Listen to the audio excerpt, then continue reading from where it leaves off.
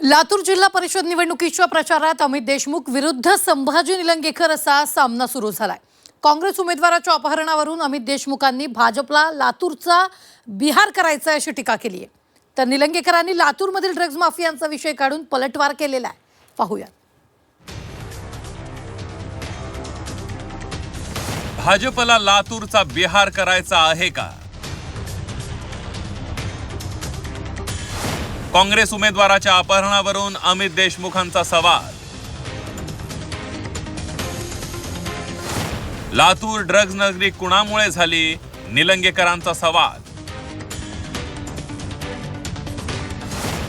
लातूर जिल्हा परिषदेचं वातावरण चांगलंच तापलंय।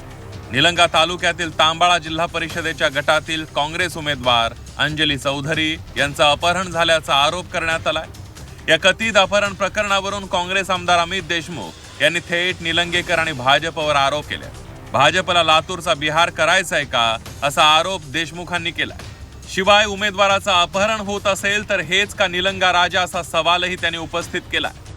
काँग्रेस पक्षाचा अधिकृत उमेदवार सौभाग्यवती अंजली चौधरी यांचं अपहरण झालेलं आहे। आम्ही अजूनही त्या उमेदवाराच्या शोधात आहोत।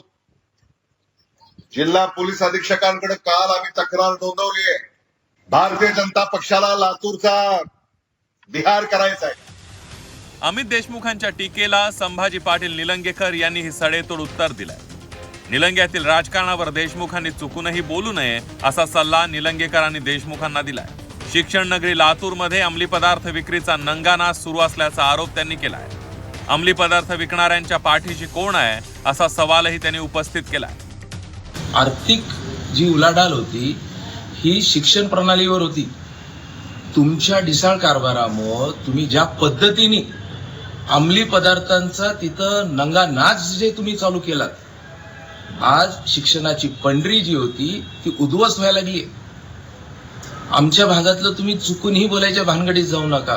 तुमचा मागचा इतिहास जर काढला, तुमच्या रोजचे कारनामे जर काढले, आणि मी आपल्याला सांगतो ट्युशन एरिया असेल, शैक्षणिक संस्था असतील, आजूबाजूला या अंमली पदार्थाचा त्याच्या मागं त्या लोकांच्या मागं कुणाचा हात आहे? ज्या लोकांना तुम्ही आता महानगरपालिकेमध्ये तिकीट दिला त्यांच्यावर किती गुन्हे आहेत?